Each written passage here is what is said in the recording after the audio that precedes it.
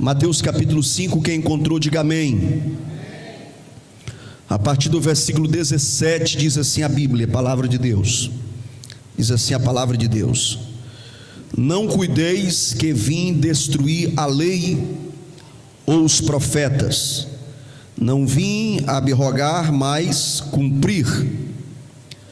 Porque em verdade vos digo que até que o céu e a terra passem, nenhum jota ou um tio se omitirá da lei, sem que tudo seja cumprido.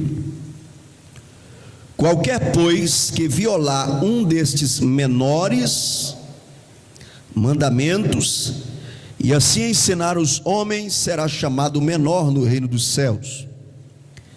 Aquele, porém, que os cumprir e ensinar, será chamado grande no reino dos céus.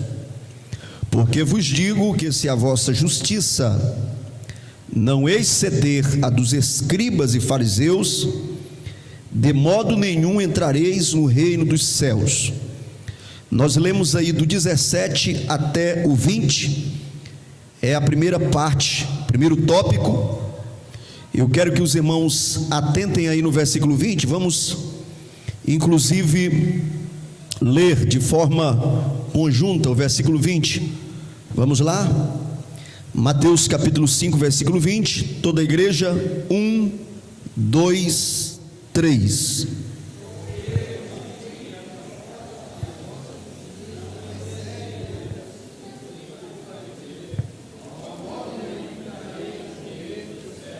Muito bem, diga comigo: a justiça do reino, a lei no coração. Muito bem, meus irmãos, até nós concluirmos o capítulo de número 5, nós temos cerca de 7 assuntos, 7 tópicos. Hoje nós vamos falar pelo menos de 3 desses tópicos. E o primeiro tópico que nós temos para falar nesta noite é sobre a correta compreensão da lei de Deus. A correta compreensão da lei de Deus. Quando nós falamos em lei, vem na nossa mente, na mente do crente assembleiano, o conflito que nós temos com um determinado grupo.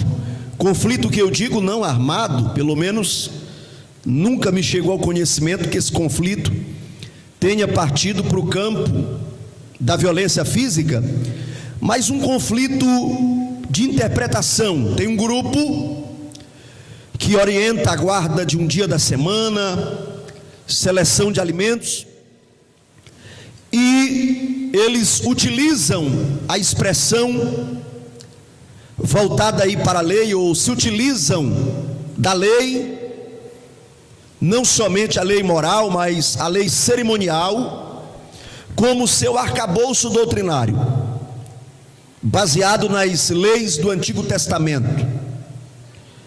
Nós temos uma interpretação diferente, e talvez você pode se preocupar com a nossa interpretação, porque o texto que nós lemos, o verso 17, Jesus disse que veio cumprir a lei. Ora, se Jesus veio cumprir a lei, seria interessante que nós estivéssemos cumprindo também. Porém, a lei que Jesus está falando, nós estamos cumprindo, ensinando e nos esforçando para viver. Porque Jesus aqui não está falando da lei cerimonial. Se você ler esse texto completo, todo o capítulo 5, você vai ver que Jesus fala da lei moral. Jesus fala, nós vamos conferir dentro de alguns instantes, no versículo de número 21, Jesus cita o 6º mandamento da lei, lá de Êxodo capítulo 20. No versículo 21 aí ele cita, que é o não matarás. E não matarás não é lei cerimonial, é lei moral. Lá no versículo de número 27, Jesus cita o 7º mandamento, que é o mandamento: não adulterarás. E também é uma lei moral, não é uma lei cerimonial. Portanto, aqui não está incluso sábado, circuncisão, seleção de alimentos. Dentro dessa lei aqui que Jesus está defendendo, não, porque Jesus está falando aqui de cumprir a lei moral. E à medida que nós formos estudando esse texto, você vai perceber que Jesus, ele traz essa lei moral, que na interpretação rabínica, ela era simplesmente exteriorizada. Jesus trabalha para que essa lei seja aplicada no coração do crente. Aplicada no coração do crente. Aí no versículo 17, quem viu aí a palavra cumprir? Jesus diz aí: olha, eu não vim destruir a lei, eu não vim abrogar a lei, mas cumprir. Quem encontrou aí na sua Bíblia a palavra cumprir, diga amém.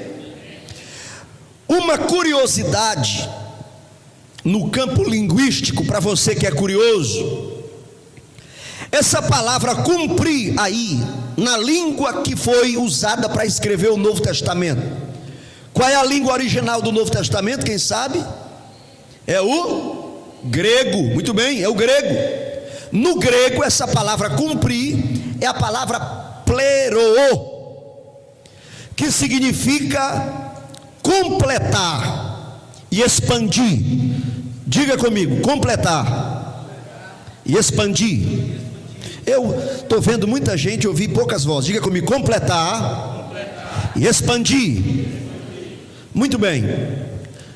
Nós vamos perceber a partir desse entendimento que Jesus, ele cumpre a lei trazendo os elementos mais importantes, os princípios para o coração.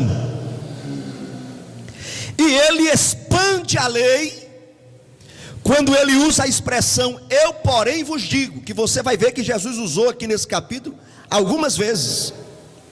Ele diz assim lá no versículo 21: ouviste o que foi dito aos antigos. Versículo 21: não matarás. Aí Jesus disse assim: eu porém vos digo. Aqui ele está cumprindo aí a expressão que eu citei aqui do grego, pleroo, que é expandir. Quando ele diz assim: eu porém vos digo, eu tenho algo aqui para te dizer a respeito desse texto. Jesus está expandindo a lei. Ele está trazendo à luz alguns elementos que os fariseus não conheciam, que os rabinos não conheciam, que os escribas não conheciam. Ok? Então não há divergência entre esse evangelho, o evangelho de Cristo, e a lei, porque a lei, ela cumpriu o seu papel. Ela preparou o ambiente, ela preparou o caminho para Jesus. Os sacrifícios da lei que nós não cumprimos mais, eles apontavam para Cristo. Derramamento de sangue de animais. Quando o judeu pecava, levava o seu animalzinho ali ao templo, novilho, levava ali a sua oferta, o seu animal, e ali era derramado sangue, era degolado. Aqueles sacrifícios se cumpriram em Cristo. Cristo derramou o seu sangue por nós. Ele fez o maior de todos os sacrifícios. Ele nos deu o maior de todos os presentes. Então nós não temos mais a necessidade desses cerimoniais do Antigo Testamento. Pastor Erlessandro tem certeza disso? Vamos conferir aí Romanos 10 e versículo de número 4. Confira aí, por favor. Romanos capítulo 10, versículo de número 4. Para você ter segurança e afirmar que o fim da lei se deu no ministério de Cristo. Quem encontrou Romanos capítulo de número 10? Romanos fica no Novo Testamento. capítulo de número 10, encontrou aí, meu amado? Versículo de número 4. Leia aí, meu santo. Porque o fim da lei é quem? É Cristo. Para a justiça de todo aquele que nele crê. Então, o final da lei está em Cristo. Pode marcar. E pastor, eu não sabia, eu tinha medo de dizer que a lei finalizou o seu papel cerimonial, preparatório. Não precisa você ter medo. Marque aí na sua Bíblia, memorize. Romanos 10:4. O fim da lei é Cristo, para a justiça de todo aquele que nele crê. Amém? Quantos aqui creem em Jesus Cristo? Você crê em Jesus? Quando você está doente, você pede para Jesus fazer o milagre. Quem faz isso aqui? Levante a mão. Você crê em Jesus? Quando precisa repreender demônios, você repreende no nome de Jesus? Amém ou não amém? No nome de Jesus? Então, Jesus Cristo já providenciou a justiça que você precisava, porque você crê nele, e nele se constitui o fim da lei, para a justiça de todo aquele que crê. Se você precisar de mais um versículo, olhe aí Gálatas 2,16. Gálatas 2:16.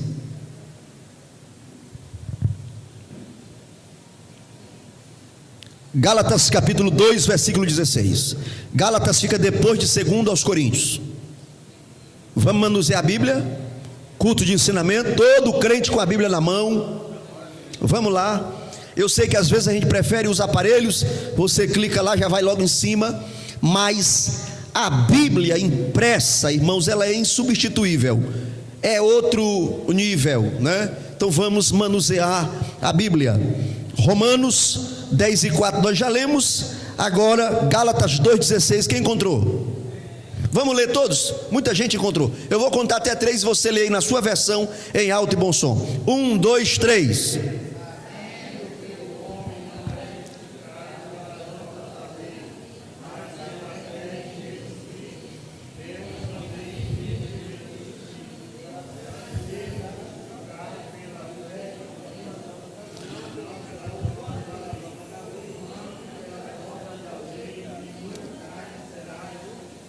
Pronto, irmão. Mais claro do que isso aí, só o céu, só quando nós estiver lá no céu.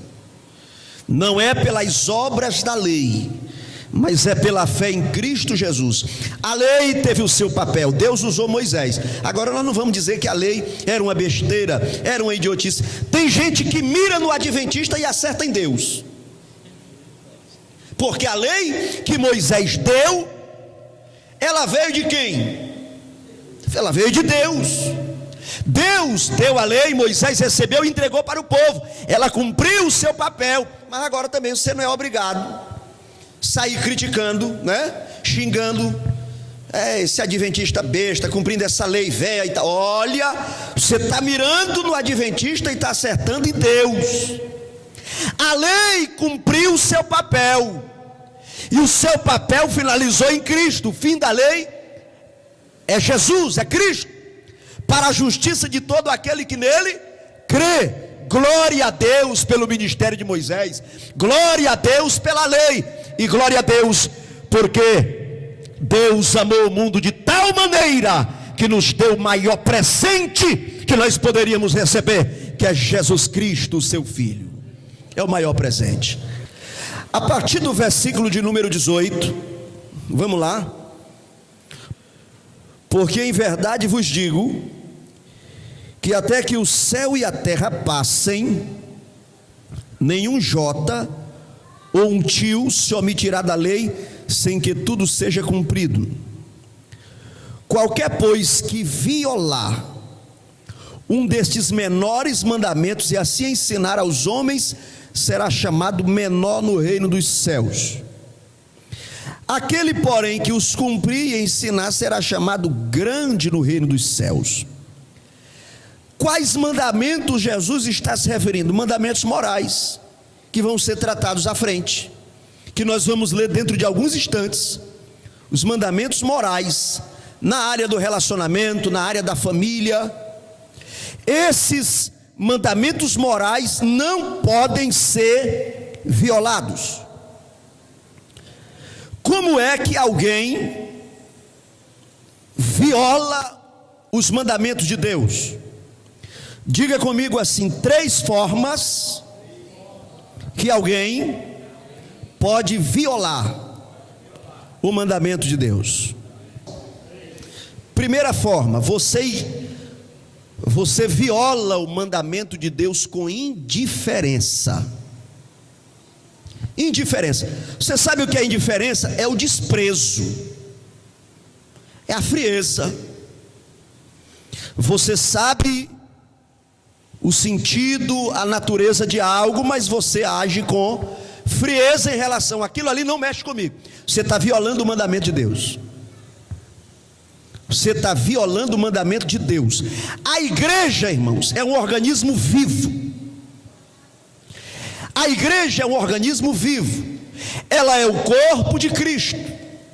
Jesus é o cabeça da igreja. Você sabe o que é que administra a igreja? O que administra a igreja é a opinião da irmã fulano de tal, que ela é a mais velha da igreja. Não, a irmã mais velhinha da igreja, o cartão de membro dela chega a estar amarelo. Ela hospedou Daniel Berg Gunavingra em casa. Ela sabe o nome de todos os pastores que já passaram pela igreja, mas a opinião dela não administra a igreja. Ela é uma crente do jeito do bebezinho que foi apresentado na Santa Ceia passada. E quem manda sobre essa crente, sobre todas e sobre a igreja, é a palavra de Deus. Mas eu acho, o que você acha, você guarda para sua casa. A igreja é administrada pela palavra revelada de Deus. É a palavra de Deus que administra a igreja. E quando eu ajo com indiferença em relação à palavra, eu estou violando a palavra, violando o mandamento. Segunda forma de violar: relativizar a palavra. O relativismo é a segunda forma de você violar a palavra. E o que é o relativismo? É pegar a Bíblia e colocar no nível das opiniões humanas, irmão Marcelo. Irmão Marcelo, isso aqui é um absurdo para você, mas para mim é natural. É que eu fui criado diferente de você, é que eu penso diferente de você. Jefferson, isso aqui é certo para ti, mas para mim é errado. Tu tem a tua opinião, eu tenho a minha. E essa relativização da Bíblia é uma forma de violar, porque a Bíblia não pode ser relativizada. A Bíblia não é uma opinião em par de igualdade com as opiniões do governador, da irmã, do irmão, não. A Bíblia está acima das opiniões deste mundo. Ela é a palavra de Deus que renova a igreja, amém? Que cura o crente, que nos mostra o caminho do céu, que nos ensina a ser forte, que nos ajuda a encarar o céu como uma realidade, e o inferno também. Então a palavra de Deus, ela não está no nível das opiniões. Opinião você questiona, opinião humana você concorda ou não. A palavra de Deus você recebe e clama a Deus: Jesus, me ajuda, eu quero cumprir isso aí na minha vida. Do jeito que eu sou, problemático como eu sou, há uma grande chance de eu não conseguir cumprir o que a palavra de Deus me ensina. Mas se o Espírito de Deus estiver em mim, eu vou capengando, tropeçando, segurando pelas paredes, mas eu vou chegar para a glória de Deus. Você pode dizer para o teu vizinho aí: tu vai conseguir, pelo poder do nome de Jesus. Você vai conseguir cumprir a palavra, viver a palavra. Alguém aqui que acredita e possa glorificar a Deus? Terceira forma de violar a palavra, como é, pastor? É a falsa interpretação. É a falsa interpretação, não é o equívoco, porque se equivocar é uma coisa. Às vezes você prega algo errado porque você se equivocou. No começo do meu ministério, e eu sei que não era só no começo, eu ainda sou sujeito a cometer erros hoje, mas eu já disse algumas coisas, e meus pastores, o Alessandro vamos refletir aqui sobre o que você disse. Olha, essa palavra aqui, essa expressão, não era isso que o texto, não é exatamente isso que o texto diz, e por algumas vezes eu tive que reconsiderar alguma coisa que eu preguei. Isso é o equívoco. Agora a falsa interpretação não, é o cidadão pegar a interpretação, falsear, forçar, levar o texto em direção ao que ele quer e sair ensinando. O texto aí diz: qualquer que violar um desses menores mandamentos e ensinar aos homens, será chamado menor no reino dos céus. É um perigo. A igreja, ela tem que ter um compromisso com a verdade. Ela tem que ter um compromisso com a verdade. Lá no livro, na carta de Paulo a Timóteo, eu gosto desse versículo, 1 Timóteo 3:15, Paulo chama a igreja de coluna e firmeza da verdade. Você já deu uma olhada nesse texto? Pois aproveita agora para dar uma olhada, se não tiver olhado ainda. 1 de Paulo a Timóteo 3:15. Se você ler o capítulo 3 de Timóteo aí dessa carta, como é que é o título aí do versículo 1? A epígrafe do capítulo: bispos e diáconos. Tem outro título aí? Os deveres dos bispos e dos diáconos. Aí vai ensinar como é que o camarada é para ser pastor, como é que ele deve se portar, deveres morais, familiares, espirituais, e dos diáconos também. Por que esses obreiros têm esses deveres? Aí o versículo 15 diz por quê? Porque a igreja é a casa do Deus vivo, coluna e firmeza da verdade. Oh, glória a Deus, glória a Jesus. Irmãos, vamos amar a casa de Deus, vamos amar a igreja do Senhor Jesus, o corpo, tanto a estrutura física, claro, vamos amar isso aqui é a fé dos irmãos, a oferta, os dízimos dos irmãos, mas vamos amar a igreja também como corpo de Cristo, porque ela é coluna e firmeza da verdade. Glória a Deus, bendito seja o nome de Jesus para sempre. Para a gente finalizar esse primeiro tópico, dê uma olhada no versículo 20, que Jesus vai pedir um negócio muito forte aí para os discípulos. Você pode ler na sua Bíblia, versículo 20. Como é que diz? Capítulo 5, versículo 20 de Mateus: porque vos digo que se a vossa justiça não exceder dos escribas e fariseus, de modo nenhum entrareis no reino dos céus. O que é exceder? Passar, ultrapassar. Jesus sabia, quem morava naquela época, vivia naquela época, sabia que os escribas, que eram escritores, eles copiavam a lei, por isso o nome escriba. Eles copiavam a lei, por isso entendiam bastante da lei. E os fariseus eram um grupo de intérpretes, de doutores da lei. Eles levavam em consideração, minhas irmãs e meus irmãos, apenas a exteriorização da lei. Olhe para cá. Para eles o importante era você ver o que eles faziam. Era você ver as vestes, os rituais, a quantidade de oração que faziam, o que eles entregavam na igreja, quantas vezes iam no templo por semana.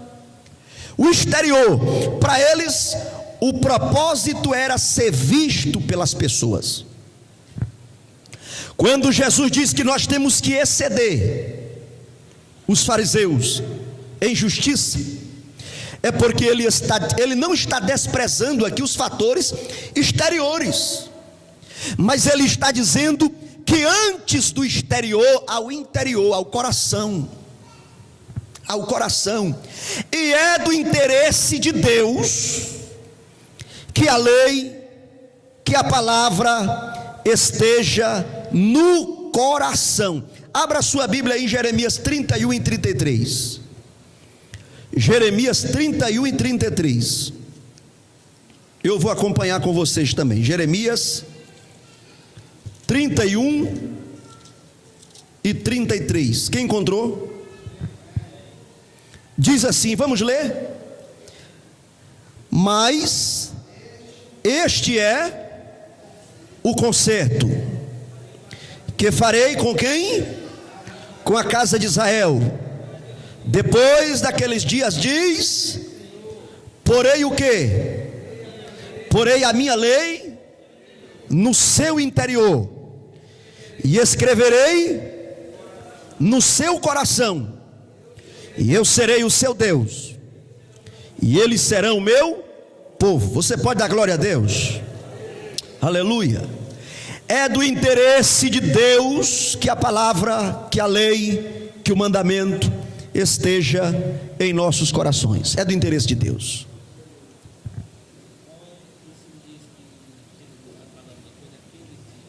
Muito bem. Ministério do Messias, o ministério de Jesus. O ministério de Jesus. Porque o ministério de Jesus é que faz essa transição. Amém? É do interesse de Deus que a gente faça muita coisa. E se a gente está fazendo, alguém vai ver. Tem como você pregar para alguém não ver? Se você prega, espera-se que você tenha um público. Quando a gente começa a pregar, né, Lucas? Aqui é colar e dá umas pregadas sozinho. Eu não sei se só eu que tenho esse. Não sei se alguém de vocês aqui já passou por isso. De aqui é colar, montar na moto. Se rapaz, e aí de repente você está, o esboço da noite já está saindo na boca. Eu desconfio que isso já aconteceu contigo. Que é colar, direto. Eu estava uma vez no quarto, quando eu era adolescente, comecei a pregar com 12 anos de idade. Eu acho que devia ter uns 14. E eu pensando, à noite eu ia pregar, e eu pensando na pregação, e eu me empolguei. Aí tinha, a minha mãe usava um perfume antigo chamado Charisma, e tinha um vidro assim, e ele parecia o microfone. Eu peguei o vidro do Charisma e saudei os irmãos na frente do espelho. Aí não tinha ninguém me vendo, era só eu. De repente, lá no Maranhão, a companhia de energia se chama Semar, né? De repente o camarada da Semar bateu na porta, e eu empolgado da minha pregação, Jesus, glória a Deus, recebe, não ouvi. E aí ele viu que a janela estava só encostada, e eu, recebe. Aí ele abriu a janela bem na hora e entregou o talão de energia, disse, recebe, irmãozinho. Até quando a gente tenta, né, irmão, pregar sozinho, chega alguém e flagra, né? Aí, oh meu Deus do céu, e eu tentei disfarçar, mas é assim mesmo, né? Você canta sozinho. Quem canta aqui no chuveiro? Aqui é colar, tem alguém aqui que ensaia os hinos, olha lá, muito bem, glória a Deus. Dirigindo, né, Danilo? Aí pensando na pregação. As coisas que a gente faz para Deus, alguém vai ver. Eu vou limpar a igreja, eu vou cuidar da igreja, eu vou trabalhar no mutirão, alguém vai ver, vai passar e ver. Hoje o celular é quase uma extensão do nosso corpo, é uma prótese. É uma prótese. Vem quando alguém me liga aí desesperado, 11, pastor, quem tem a chave da igreja, pelo amor de Deus? Aí eu digo assim, já sei, você esqueceu a sua Bíblia, né? E está desesperado porque tem que ler. Não, pastor, foi o celular. Aconteceu isso, né? Da gente vir e tudo. Uma vez teve um irmão aqui que esqueceu, eu não lembro se foi o celular ou o que foi, e aí já estava tudo trancado e não tinha chave, ele pulou o muro. Aí a esposa dele gritou lá de fora, ô meu filho, está aqui dentro da bolsa. Aí ele já estava lá fora, ele achou que ainda estava aqui dentro, né? Mas o desespero pelo aparelho, pelas coisas, para fazer o registro, né? Às vezes está num trabalho aqui, a gente filma, posta, coloca no grupo. Então o que você faz vai ser visto por alguém, mas esse não é o propósito principal, ser visto. Tem que ter um sentimento no coração, amém? Eu vou pregar, tem que ter um sentimento no coração. Eu vou cantar, tem que ter um sentimento. Jesus recebe, Jesus opera, Jesus me usa. Glória a Deus. Posso ouvir um glória ou está difícil para você? Aleluia. Só dá o que tem, irmão. Quem não dá glória é porque não tem, mas quem tem vai ouvindo a palavra e vai glorificando a Deus. Eu não sei pregar, não sei cantar, mas eu vou aqui para esse mutirão tirar esse entulho. Tem que ter um sentimento no coração. É a tua casa, meu Senhor, é para a glória do teu nome. É aqui que a justiça excede, porque fariseu não quer saber de coração. Fariseu é só a casca. Fariseu é só por fora. Fariseu, se eu estou com meu paletózinho aqui, então está tudo resolvido. Coração velho aqui não interessa. Isso é farisaísmo. Se o meu cabelo está do jeito que o costume da igreja ensina, não interessa como esteja no coração. Farisaísmo do século 21. Se eu obedeço às tradições exteriores, está tudo resolvido. Uma vírgula. O Deus do Novo Testamento, o Jesus dessa igreja, tem interesse no teu coração. É interesse dele que o teu coração faça para Deus antes que o exterior faça. Porque quando começa no coração, quando sai com leveza, sai com amor. Versículo de número 21 em diante. Abra sua Bíblia aí, vamos lá, Mateus 5, 21. Ouvistes o que foi dito aos antigos. O que foi dito? Não o quê? Não matarás, mas qualquer que matar será réu de juízo. Esse não matarás aí é o 6º mandamento lá do decálogo, dos 10 mandamentos. 22, vamos ler o verso 22? Marque aí, isso aí é a senha, irmão, da nova aliança. É a expansão da lei. Jesus disse assim: eu porém vos digo que qualquer, pode ler, se encolerizar, se encher de cólera, de ira contra o seu irmão, será réu de, que mais? Raca, será réu do sinédrio. E qualquer que chamar o seu irmão de louco, será réu do fogo do inferno. Talvez essa expressão louco, algumas Bíblias têm tolo. Essa expressão aí, culturalmente, ela não tenha tanto peso hoje. Às vezes tem dois irmãos conversando até na frente da igreja, jovem, rapaz, tu é louco. E tem uns que gostam ainda daquele espírito da gíria. Tu é louco, meu, né? Ainda está no espírito da velha natureza ainda. Talvez não sente esse peso. No grego do Novo Testamento, quando Jesus estava dando esse ensinamento, essa palavra, louco, tolo, ela era uma ofensa espiritual, que dava a ideia que o outro era desprezível e amaldiçoado. E a palavra raca, essa palavra raca aí é a palavra, ela tem vários sentidos, e um dos sentidos é inútil. É como você chamar alguém de inútil, é um dos sentidos, ela tem vários. Exatamente, ela dá a ideia de um insulto, desprezo. Vamos lá. Eu estou dizendo que Jesus disse assim: eu porém vos digo, e ele está expandindo a lei. Ele está falando aqui de sentimentos de morte. Diga comigo, sentimentos de morte. A primeira coisa que Jesus diz aí é: se alguém se encolerizar. O que é a cólera? É você arder de ira contra alguém, é você olhar e desejar a morte daquela pessoa. Eu fiquei sabendo que alguém, eu estava em viagem recentemente, e aí eu fiquei sabendo de alguém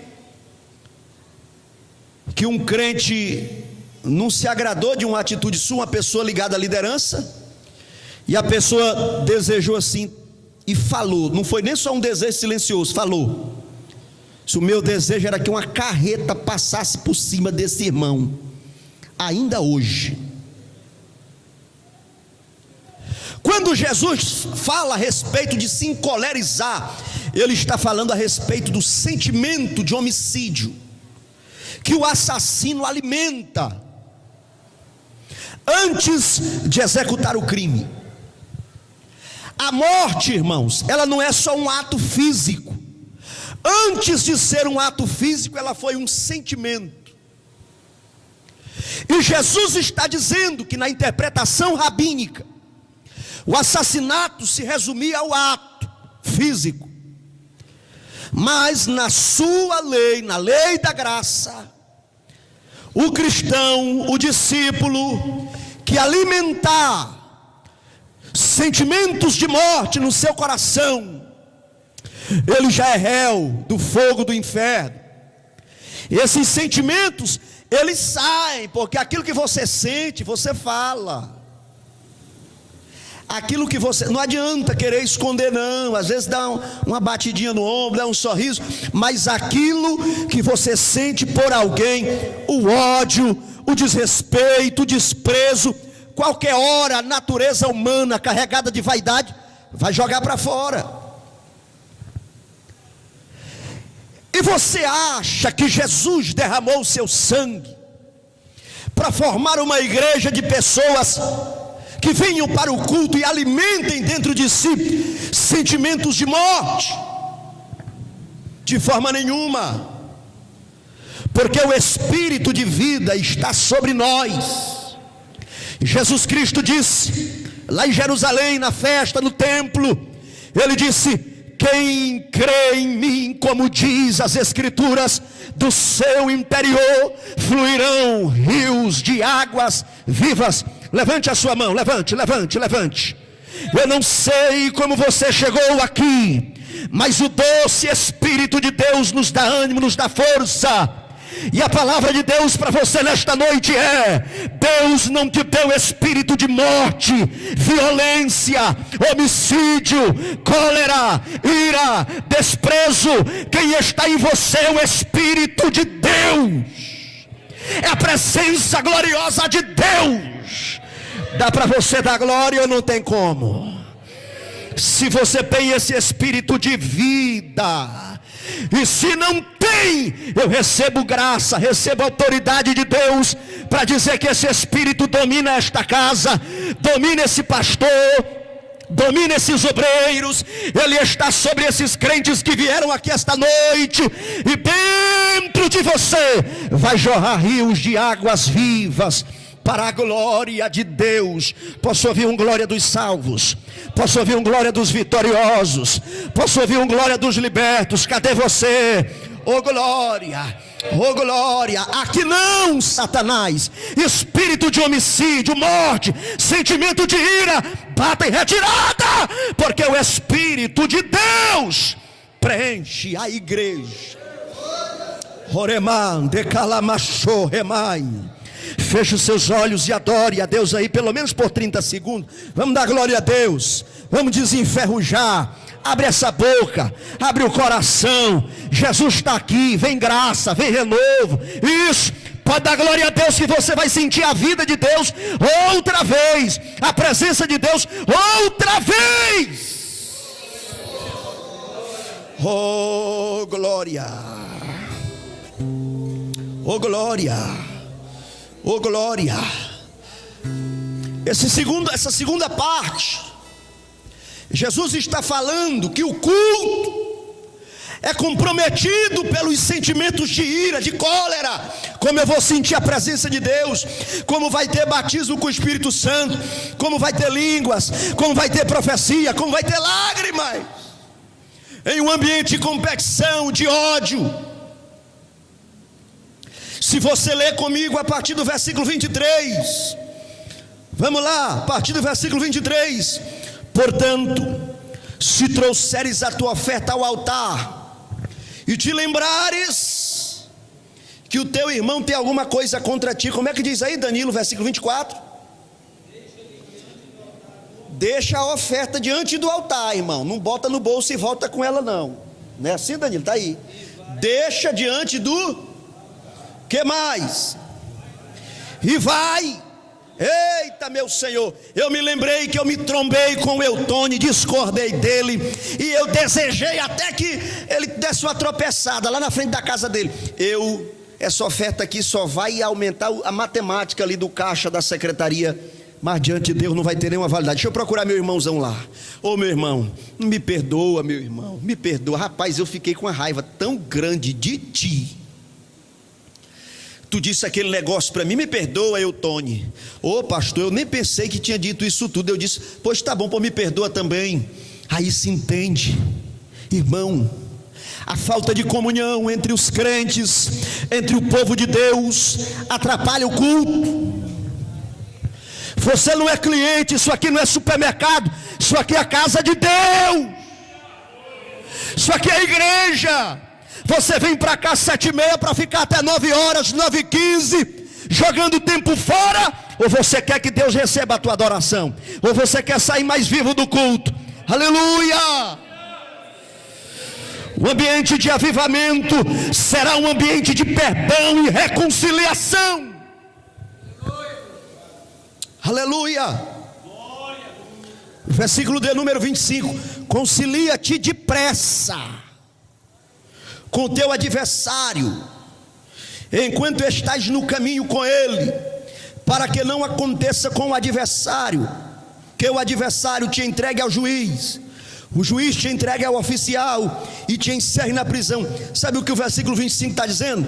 Irmão, te arrepende logo, perdoa logo, larga isso para lá, olha para a cruz de Cristo, olha para Jesus. O problema vai só aumentar. Quando ele diz aí, olha, o adversário vai te entregar ao juiz, o juiz ao oficial, o oficial vai te deixar na cadeia. Ele está dizendo, se você não perdoa aqui, essa raivazinha desse momento, daqui a pouco vai ser um ódio, depois do ódio se torna cólera, depois da cólera já vem um sentimento de morte, vem algo que vai te destruindo por dentro. A tendência é só aumentar. Por isso, Deus tem pressa que a igreja viva em comunhão. Concilia-te depressa. Isso aqui é a igreja de Deus, isso aqui é lugar de nós nos entendermos, nos abraçar, não é lugar de barraco. Quando alguém não concorda com alguma coisa, respeite a casa de Deus. Aqui é casa de Deus, bendito seja o nome de Jesus. Para finalizar, vamos para o verso 27, o último tópico da noite. Ouviste o que foi dito aos antigos, aí é o mandamento de número 7. O que é que diz aí? Não cometerás adultério.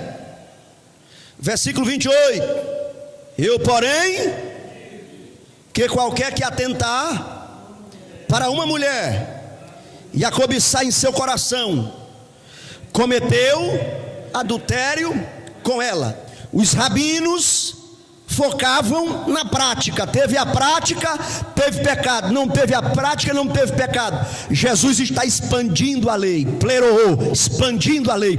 Eu, porém, vos digo: se você olhar no teu coração desejar do mesmo jeito da morte, lá no texto anterior, desejou que a carreta passe por cima, que o muro caia, que pegue no fio descascado, que morra afogado, desejou, diante de Deus cometeu. O mesmo princípio se trata aqui no adultério. Olhou, o sentimento surgiu, alimentou o sentimento, segurou o olhar, persistiu, pensou.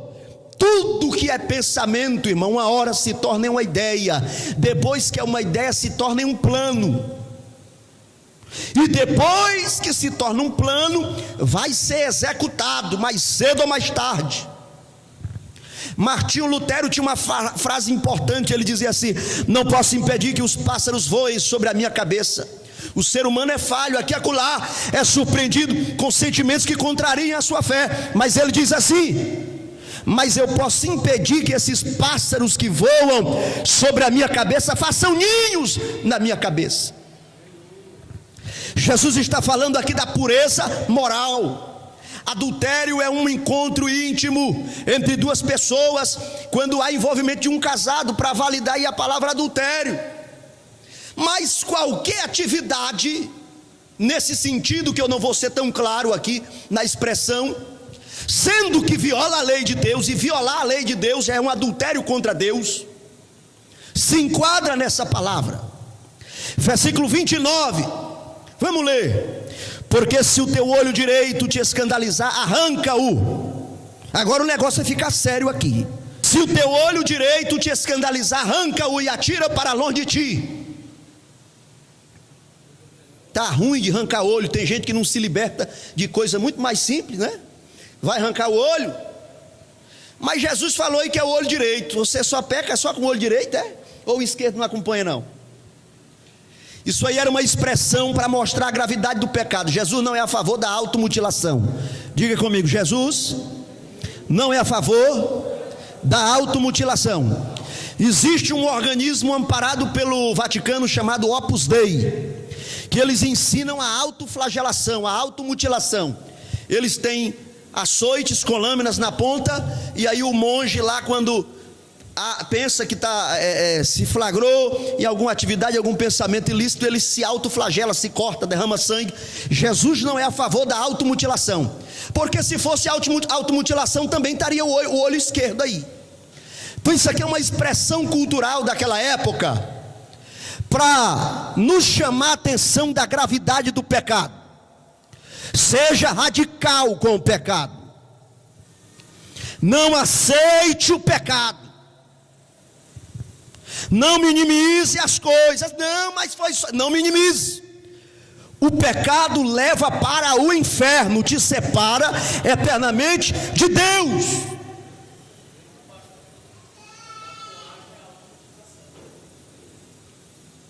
Uma forma, né? Uma das. O pecado te lva para a separação eterna de Deus.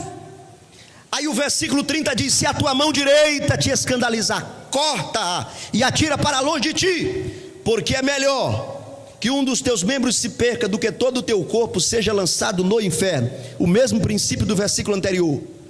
Jesus está usando aqui uma expressão cultural daquela época para dizer: pecado não é diversão, pecado não é legal, pecado não é brincadeira, não é curtição, não é aproveitar a vida.